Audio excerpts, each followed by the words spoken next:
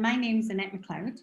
I'm a professor of parasitology at the University of Glasgow. My name is Annalie Cooper. I am a postdoctoral research associate at the University of Glasgow.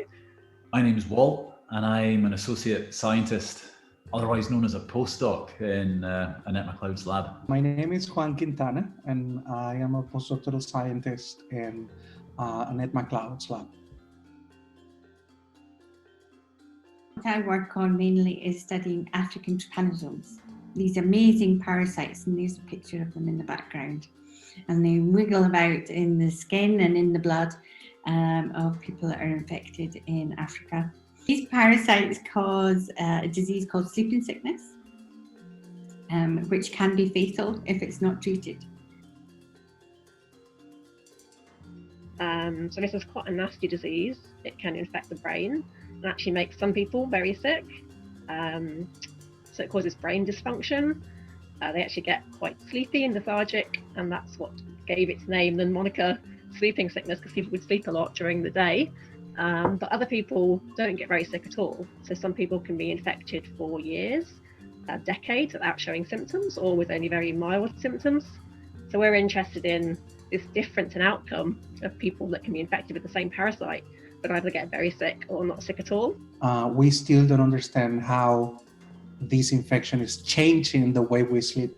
So I'm looking at the ways in which these microorganisms or these sort of infections crosstalk with the brain, in particular regions of the brain that then impair or affect our behavior. And to look at that, I'm specifically interested in patterns of wakefulness and sleep. The brain actually has a lot of connections and a lot of crosstalk with different organs and even with the immune system. And so these sort of new observations help us to really revisit what we know about sleeping sickness and trying to see it from a different angle. Quite a lot of people know about malaria and sickle cell anemia. And basically there's a gene that if you have one copy of that gene, the mutation in that gene, the sickle cell gene, then it protects you from malaria. But if you have two copies of that gene, then and there's a really similar situation that happens with this protein APOL1. If you have one mutant copy of the gene, then it protects you against sleeping sickness.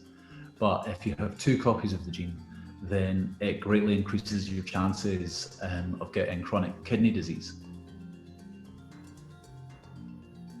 Everything we do is kind of new, and we're pushing the boundaries of knowledge. So that's very exciting. The best bit about working on African sleeping sickness is watching them down a microscope, because they are amazing parasites that wiggle about and they push the red blood cells out of the way, and they're just amazingly active. So they're great fun to watch.